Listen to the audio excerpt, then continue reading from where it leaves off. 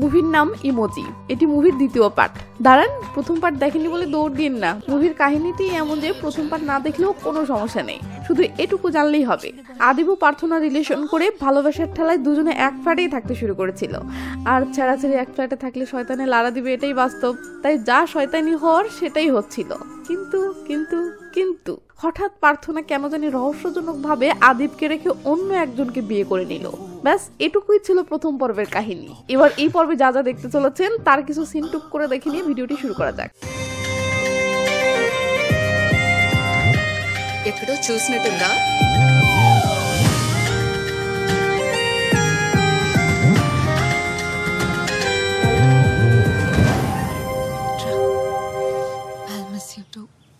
তো হাই, আমি Romana, SR Romana explain YouTube চ্যানেলের নতুন আরো একটি ভিডিওতে আপনাকে স্বাগতম। তো আদিবের ফ্ল্যাটের সামনে দীক্ষা নামে যে মেয়েটি থাকে, সে রাতের বেলা ছাদে ঘুমানোর জন্য উঠলে দেখে আদিব মালের বোতল নিয়ে ছাদে উদাস হয়ে বসে আছে। দীক্ষা এসে হাই হ্যালো করে বলে, এভাবে একা বসে আছো কেন?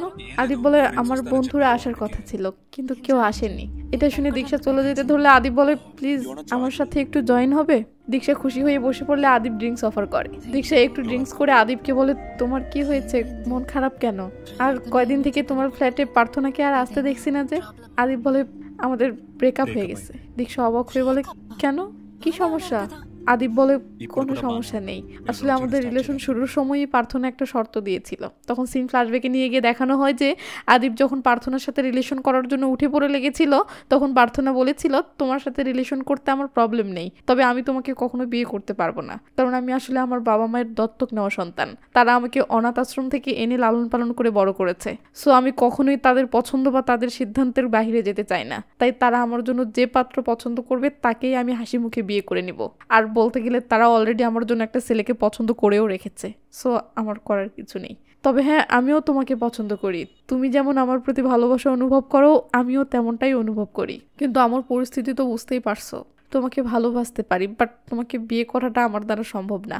এবার এসব জানার পরেও তুমি যদি রিলেশন করতে চাও তো আমার কোনো প্রবলেম নেই। সিন বর্তমানে আসলে দেখি আদিব অশ্রু ভেজা চোখে বলতেছে, এই ব্রেকআপ যেহেতু আগে থেকে নির্ধারিত ছিল, সো এটা তো মেনে নিতেই হবে, আর সেটারই চেষ্টা করছি। তবে ফিল করতে পারছি ব্রেকআপ জিনিসটা খুব কষ্টের। এরপর আদিব দীক্ষার দিকে তাকিয়ে বলে, আচ্ছা, বেশ কয়েকদিন থেকে তোমার বয়ফ্রেন্ড অমরকেও কেন জানি তোমার ফ্ল্যাটে দেখছি না, কোনো সমস্যা চলছে? দীক্ষা বলে, আসলে অমর খুব সেলফিশ। যখন ওর প্রেমে পড়েছিলাম তখন এটা বুঝতে পারিনি, কিন্তু যখন দুজনে একত্রে থাকতে শুরু করলাম তখন ধীরে ধীরে এটা ফিল করতে লাগলাম। সে না আমার কোনো কাজে হেল্প করতো, না আমাদের প্রয়োজনীয় খরচগুলোতে আর্থিক হেল্প করতো। এমনকি রেস্টুরেন্টে খেতে গেলেও বিল সব সময় আমাকেই দিতে হয়। এসবে অতিষ্ঠ হয়ে অবশেষে আমি যখন তাকে ব্রেকআপের প্রস্তাব দিলাম, সবচেয়ে অবাক করা বিষয় হলো সে চুপচাপ ব্রেকআপ করে চলে গেল। এসব বলতে বলতে দীক্ষা কেঁদে ফেললে আদিব দীক্ষাকে আরও এক গ্লাস ড্রিঙ্কস অফার করে বলে, কষ্ট পেও না, সব ঠিক হয়ে যাবে। ব্যাস এইখান থেকেই দীক্ষা ও আদিবের বন্ধুত্বের যাত্রা শুরু হয়ে যায়। তো সিনগুলো দেখুন। এই ফাঁকে একটা কাজ সেরে নেই কেমন? ওয়ানএক্স হচ্ছে সবচেয়ে বিশ্বস্ত বুকমেকার, যা পিএসজি ও সিরি অ্যাপের অফিসিয়াল পার্টনার। খুব শীঘ্রই ইন্ডিয়ান প্রিমিয়ার লিগ শুরু হতে চলেছে এবং এটি সবচেয়ে বড় সুযোগ আপনার প্রিয় দলকে সমর্থন করার। এই অ্যাপে আপনি cricket, football, tennis live match দেখতে পারবেন এবং তাদের স্কোর ভবিষ্যদ্বাণী করে সহজেই অর্থ উপার্জন করতে পারবেন। সেই সাথে BMW গাড়ি, আইফোন, ল্যাপটপ এবং আরও অনেক নগদ পুরস্কার জেতারও সুযোগ রয়েছে।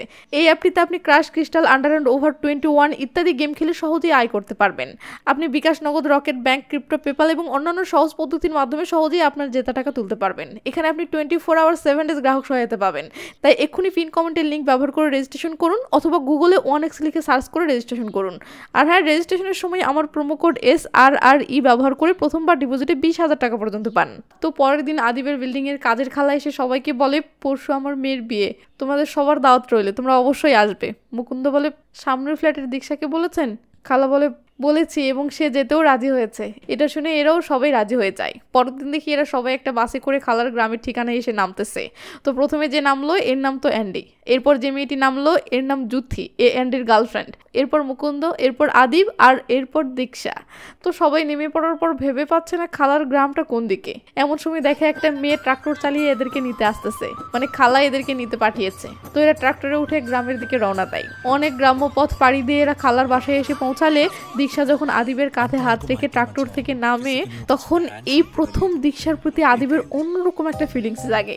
তো যাই হোক, খালা এদেরকে ভিতরে এনে রুম বুঝিয়ে দিলে সবাই তাদের ব্যাগপত্র রেখে যে যার বেড়ে বিশ্রাম নিতে শুরু করে। এদিকে দীক্ষা ও আদিবকে উপর তলায় রুম দেওয়া হয়েছে, তাই দীক্ষা উপর তলায় উঠে পড়ে। তো দীক্ষা কাপড় চেঞ্জ করবে, বাট রুমে আদিবও আছে, তাই কোচর মোচর করতেছে। ব্যাপারটা বুঝতে পেরে আদিব বাহিরে চলে আসে, মানে ছাদে চলে আসে, কারণ এদের রুমটা ছাদের উপরেরই রুম। তো যাই হোক, সিন কাট হলে দেখি দীক্ষা সহ সবাই সেজে গুজে রেডি হচ্ছে। আদিব রেডি হয়ে দীক্ষার দিকে আসতেছে, হঠাৎ জুথি সামনে এসে বলে, আমার স্কার্টটি পরে যাচ্ছে, একটু শক্ত করে গিট বেঁধে দাও তো। আদিব তখন জুথির স্কার্টটা ঠিক করে দিতে থাকলে দীক্ষা পিছন ফিরে এটা দেখে তো জ্বলতে শুরু করে। সেও তখন কাপড় ঠিক করে নেওয়ার জন্য ডাকতে থাকে। আদিব তখন জুথিকে রেখে দীক্ষার কাছে আসলে দীক্ষা বলে, এই আলপিনটা লাগিয়ে দাও তো। তখন আদিব দীক্ষার মনে যা চলছে তা বুঝতে পেরে বেশ খুশি হয়।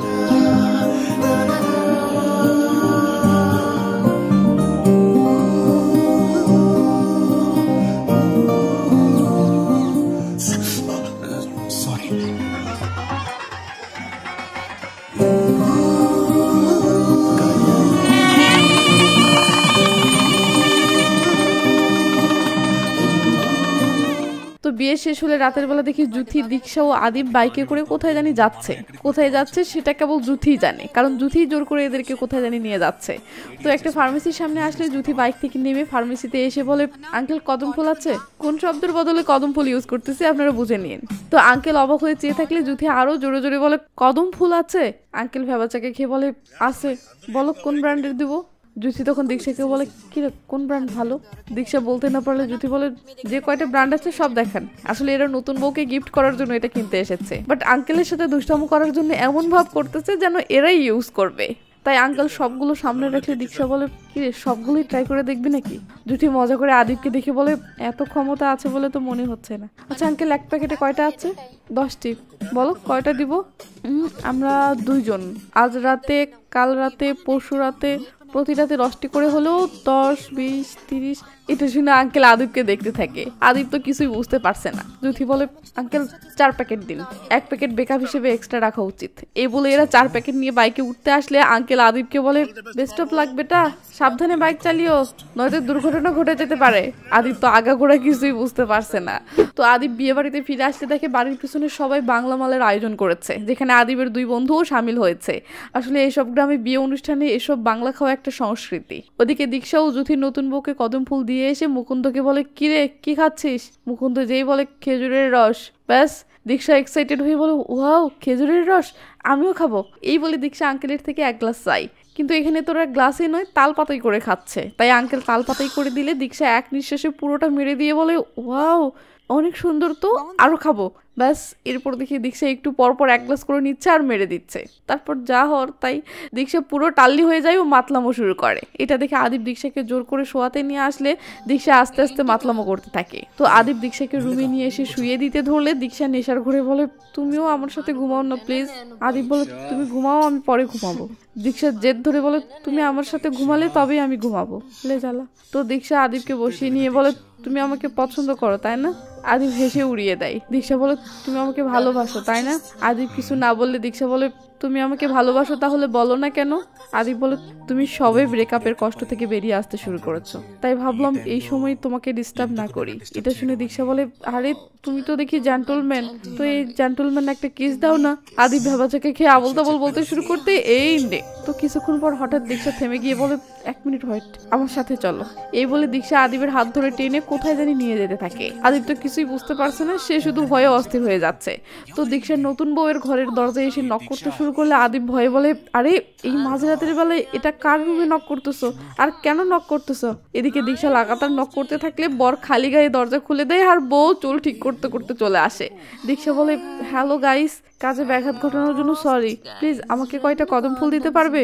আদিব তো লজ্জায় শেষ। এদিকে বর বউ ভেবাচাকা খেয়ে যায়। দীক্ষা বলে, 4 প্যাকেট তো দিয়েছি, এতগুলো এক রাতে কি করবে, আমাকে মাত্র 2টা দাও। এটা শুনে নতুন বউ ভেবাচাকা খেয়ে 4-5টি এনে দিলে দীক্ষা খুশির ঠালে জড়িয়ে ধরতে ভিতরে যেতে ধরলে আদিব দীক্ষাকে টেনে ধরে বরকে বলে, ভাই দরজা লাগিয়ে দিয়ে কন্টিনিউ করো। এই বলে আদিব দীক্ষাকে নিয়ে গেলে ছেলেটি তার বউকে বলে, চলো আবার সেখান থেকেই শুরু করি। এদিকে আদিব দীক্ষাকে বাসার ভিতরে নিয়ে আসলে দীক্ষা একটা জায়গায় এসে থেমে যায়, আর কিছুতেই ভিতরে যাবে না। আদিব তখন একাই রুমের ভিতরে এসে বসে থেকে টেনশন করতেছে। এমন সময় দীক্ষা চলে আসে।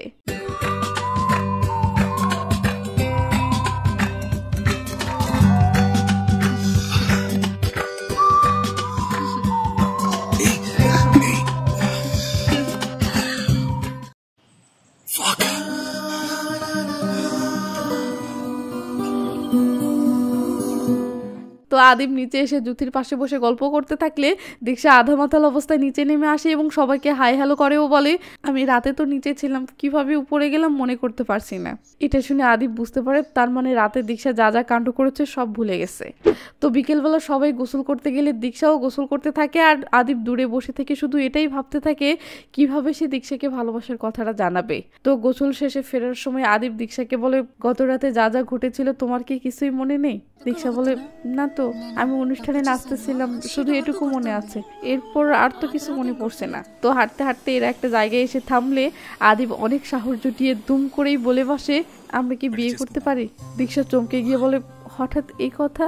আদিব বলে, হঠাৎ না, একজন জীবন সঙ্গিনীর অভাব অনেক দিন থেকেই ফিল করতেছি, আর আমি তোমার সাথে থাকলে অনেক ভালো ফিল করি, এই জন্য প্রস্তাবটা দিলাম।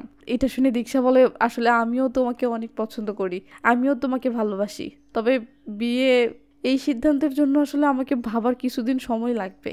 আদিব বলে, যতদিন লাগে সময় নাও, তবে প্লিজ উত্তরটা যেন হ্যাঁ হয়।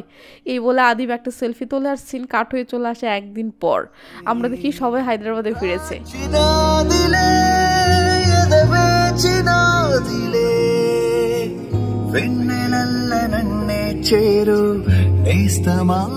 তো এভাবেই কয়েকদিন কেটে যায়, কিন্তু দীক্ষা কোনো সিদ্ধান্তে পৌঁছায় না। একদিন দীক্ষা দুম করে আদিবকে মেসেজ করে বলে সে ফটোশুটের কাজে বান্দিপুর ন্যাশনাল পার্কে গিয়েছে, 12-15 দিন পর ফিরবে আর ফিরে তার সিদ্ধান্ত জানাবে। এরপর বেশ কয়েকদিন কেটে যায়, দীক্ষা আর অনলাইনে আসে না, কারণ দীক্ষা জঙ্গলে থাকার কারণে সেখানে নেটওয়ার্ক প্রবলেম। এদিকে আদিবের তো আর ধৈর্য সইছে না, তাই আদিব বাইক নিয়ে বান্দিপুর জঙ্গলের উদ্দেশ্যে বেরিয়ে পড়ে। এরপর সেই জঙ্গলে এসে দীক্ষার খোঁজ করলে একজন আদিবকে জঙ্গলের ভিতরে একটা বাড়ির সামনে নিয়ে এসে দীক্ষা ম্যাডাম বলে ডাক দিতেই দীক্ষা বেরিয়ে এসে আদিবকে দেখে তো সারপ্রাইজ। দীক্ষা বলে, তুমি কি করে এলে? আদিব বলে, খোঁজ করতে করতে এসেছি। তো দীক্ষা আদিবকে রিসিভ করে উপরে নিয়ে আসলে আদিব বেলকুনিতে দাঁড়িয়ে প্রকৃতি দেখতে থাকে।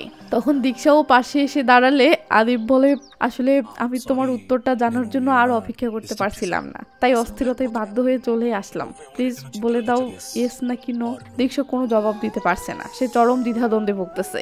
এটা দেখে আদিব অনেক সাহস জুগিয়ে দীক্ষার হাতে হাতটা রাখে। এরপর পকেট থেকে এঙ্গেজ রিং বের করে বলে, উইল ইউ ম্যারি মি? এবার দীক্ষা আদিবের মুখের দিকে তাকিয়ে আর না বলতে পারে না। সে বলে, তুমি আমার খোঁজে এত দূর এসেছো, এরপরেও আমি না বলি কি করে? এই বলে দীক্ষা রাজি হয়ে গেলে আদিব খুশি হয়ে রিংটা পরায়।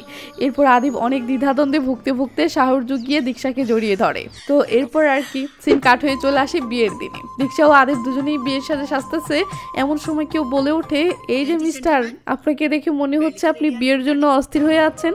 আদিব পিছন ফিরে তাকাতেই দেখে এটা তার প্রথম গার্লফ্রেন্ড প্রার্থনা। তো প্রার্থনা দুহাত মিলে এগিয়ে এসে আদিবকে জড়িয়ে ধরে। আদিব তো অবাক। এদিকে প্রার্থনা আদিবকে যেভাবে জড়িয়ে ধরে আছে তাতে স্পষ্ট বোঝা যাচ্ছে প্রার্থনা অনেক ইমোশনাল হয়ে গেছে। ওদিকে আদিবও প্রার্থনাকে দেখে ইমোশনাল হয়ে গেছে, কিন্তু তো জাস্ট ইমোশনাল হওয়া ছাড়া আর কিছুই করার নেই। তো প্রার্থনা দীক্ষার রুমের দরজায় এসে বলে, হ্যালো মাই ডিয়ার ফ্ল্যাটমেট। দীক্ষা তখন প্রার্থনাকে দেখে অনেক সারপ্রাইজ হয়ে যায়। তো যাই হোক, সিন চলে আসে বিয়ের পিড়িতে। এখানে যে শাস্ত্রগুলো হয় সেগুলোর আর কি দেখবেন, চলুন এগুলো স্কিপ করে রাতের সিনে চলে আসি। দীক্ষা বাসর ঘরের দিকে যাচ্ছে আর জুথি সেটা ভিডিও করতে করতে ব্লগ স্টাইলে বলতেছে, হাই গাইস, ভিডিওতে যাকে দেখতে পাচ্ছেন সে একজন বন্যপ্রাণী ফটোগ্রাফার। প্রাণীদের প্রতি তার এতটা ভালোবাসা যে সে কোনো প্রাণী হত্যা পছন্দ করে না, কিন্তু সে আজ রাতে ঠিকই বাসর রাতে বিড়াল মারবেন। ওই যে খাটে যে ছেলেটি বসে আছে সে বিড়াল মারার প্রস্তুতি নিয়ে ফেলেছে। দীক্ষা বলে, আরে আরে এসব ভিডিও করিস না। জুথি বলে, ভিডিও তো হয়ে গেছে, এটা আজকেই পর্নহাবে আপলোড হবে, ভিডিওর টাইটেল হবে দেশি কাপল ফার্স্ট নাইট। এটা শুনে দীক্ষা লজ্জায় ধুম করে দরজাটা লাগিয়ে দেয়। ব্যাস, এরপর কি হয় জানি না। সিন চলে আসে পরের দিন সকালে এবং একটা গান শুরু হয়ে যায়, আর এই গানের মধ্যে দিয়ে এদের দাম্পত্য জীবনের রোমাঞ্চকর দিনগুলো দেখানো হয়।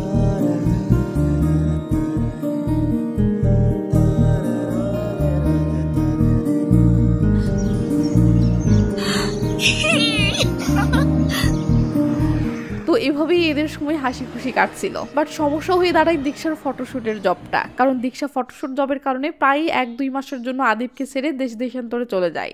আর জঙ্গলে থাকার কারণে আদিবের সাথে তার কোনো যোগাযোগও থাকে না। যদিও এটাতে দীক্ষার তেমন সমস্যা হয় না, কারণ এটাই তার পেশা, এটাই তার ড্রিম জব। বাট আদিব দীক্ষার অভাবে মাসের পর মাস, দিনের পর দিন ছটফট করে পার করতে থাকে। এভাবেই একটা বছর পর এদের ম্যারেজ অ্যানিভার্সারি আসলে অ্যানিভার্সারি উপলক্ষে দীক্ষা 1 মাসের ছুটি নিয়ে বাসায় আসে ও এদের রাতগুলো এভাবেই কাটতে থাকে।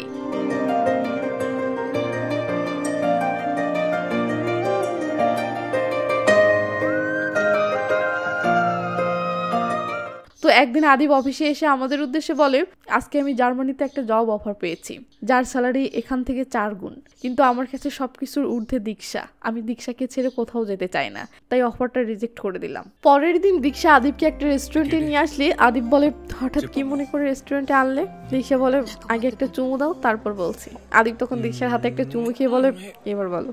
দীক্ষা তখন মোবাইলে একটা মেল বের করে দেখায় ও খুশি হয়ে বলে, আমি ন্যাশনাল জিওগ্রাফি চ্যানেল থেকে জব অফার পেয়েছি। এটা শুনে আদিব অনেক খুশি হয়ে দীক্ষাকে কংগ্রাচুলেশন জানাই। দীক্ষা খুশিতে গদগদ হয়ে বলে, আফ্রিকাতে জব, আমার তো মনে হচ্ছে আমি যেন খুশিতে বাতাসে ভাসতেছি। আফ্রিকার জঙ্গলে ফটোগ্রাফি, তাও আবার ন্যাশনাল জিওগ্রাফি চ্যানেলের হয়ে। ওয়াও, আমি তো এমন একটা স্বপ্নই দেখে আসছিলাম।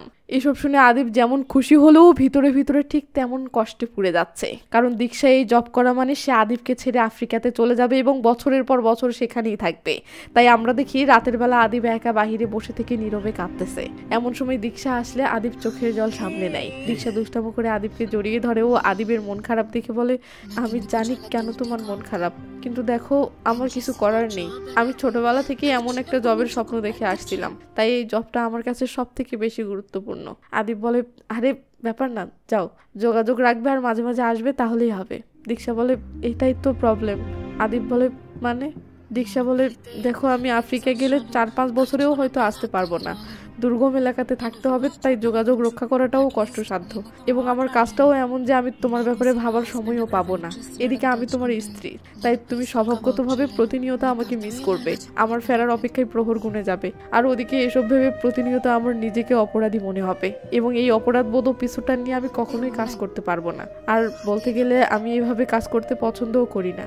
আদিব তো বুঝতে পারছে না দীক্ষা আসলে কি বোঝাতে চাচ্ছে, তাই আদিব বলে, তুমি কি বোঝাতে চাচ্ছ ঠিক বুঝতে পারছি না। দীক্ষা অনেক কষ্টে বলে ওঠে, আমাদের মনে হয় ডিভোর্স নেওয়া উচিত।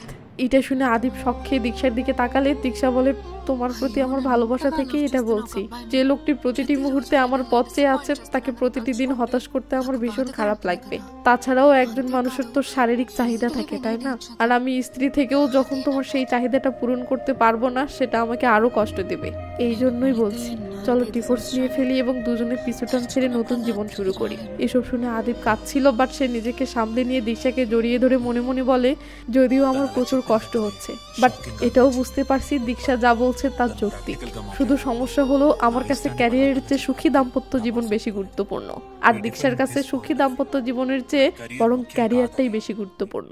ব্যাস, সিন কাট হয়ে পরের দিন চলে আসে উকিলের সামনে। যারা মুভির প্রথম পার্ট দেখেছেন তারা দেখেছিলেন যে দীক্ষা ও আদিব ডিভোর্স নিচ্ছে। তখন এটা ভেবে পাচ্ছিলেন না যে আদিবের গার্লফ্রেন্ড তো পার্থ না, তাহলে দীক্ষাকে বিয়ে করলো কেন, আর ডিভোর্সই বা নিচ্ছে কেন? তো নেন, এবার তো সব ক্লিয়ার হয়ে গেল।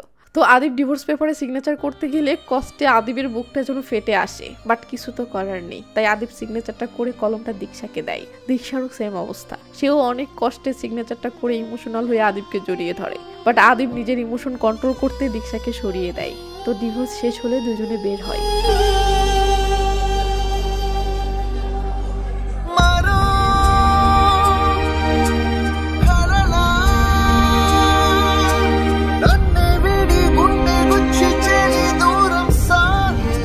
তো দীক্ষা তো এটা ভেবে ডিভোর্স নিয়েছিল যে দুজনের মাঝে স্বামী স্ত্রীর সম্পর্ক না থাকলে দুজনেই দুজনকে ইজিতে ভুলে যাবে এবং নর্মাল লাইফে ফিরবে। কিন্তু আমাদের যুক্তি দিয়ে নেওয়া সিদ্ধান্তগুলো কি আমাদের ইমোশনগুলোকে কখনো আটকাতে পারে? এই যে দীক্ষার চলে যাওয়া কয়েক মাস হয়ে যাচ্ছে, দীক্ষা তো এখন বউ না, তারপরেও আজও কি আদিব দীক্ষাকে ভুলতে পেরেছে? পারেনি।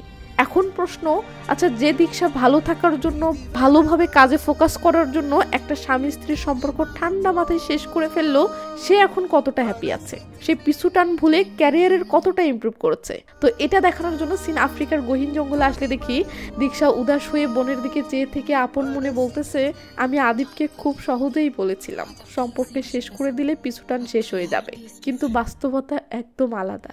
যে জবটা পাওয়ার জন্য আমি এতটা এক্সাইটেড ফিল করছিলাম, সেই জবে যোগদানের পর আজ সেই এক্সাইটমেন্টটা আর নেই। তবে পিছু টানার ভালোবাসার ফিলিংসটা আজও ঠিকই রয়ে গেছে।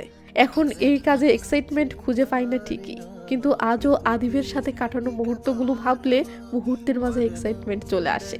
6 মাস হয়ে যাচ্ছে সে আমার সাথে যোগাযোগ করেনি।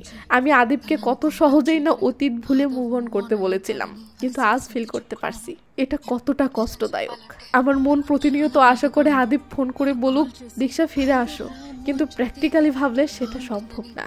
সত্যি বলতে যৌক্তিকভাবে নেওয়া সিদ্ধান্তগুলো কিছু সময় আমাদেরকেই যৌক্তিকের মারপ্যাঁচে আটকে ফেলে। আজ বুঝতে পারছি জীবনের সব সিদ্ধান্ত যুক্তি দিয়ে নিতে নেই, কিন্তু কিছু ক্ষেত্রে মন কি চাই সেটাকেই গুরুত্ব দিতে হয়, নয়তো আমাদের জীবনটাই গুরুত্বহীন হয়ে ওঠে। আর এই মূল্যবান মেসেজের মাধ্যমে মুভিটি এখানেই শেষ হয়ে যায়।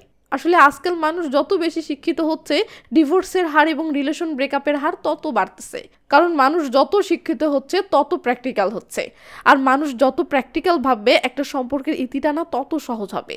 এখন প্রশ্ন হলো, সম্পর্কের তো ইতি ঘটে, কিন্তু কারোর প্রতি কারো ইমোশনের কি ইতি ঘটে? যদি ইমোশনের ইতি ঘটতো তাহলে দিন দিন পরকীয়া বেড়ে যাচ্ছে কেন? বিয়ের পরেও মানুষ আবার আগের বয়ফ্রেন্ড বা গার্লফ্রেন্ডের সাথে পরকীয়ায় জড়িয়ে যাচ্ছে কেন? যাই হোক, এটা তো ছিল আমার মতামত। আমার মতামতের সাথে আপনার মতামত নাও মিলতে পারে, তার জন্য সরি। যদি পারেন এ ব্যাপারে আপনার মূল্যবান মতামতটা জানাবেন। আর হ্যাঁ, আপনার লাইক দিতে হয়তো প্রবলেম নেই, বাট সমস্যা হলো আপনার লাইক দেওয়ার কথা মনে থাকে না, তাই নেন মনে করে দিলাম। তো ভালো থাকবেন, নিজের খেয়াল রাখবেন, টেক কেয়ার, বাই বাই।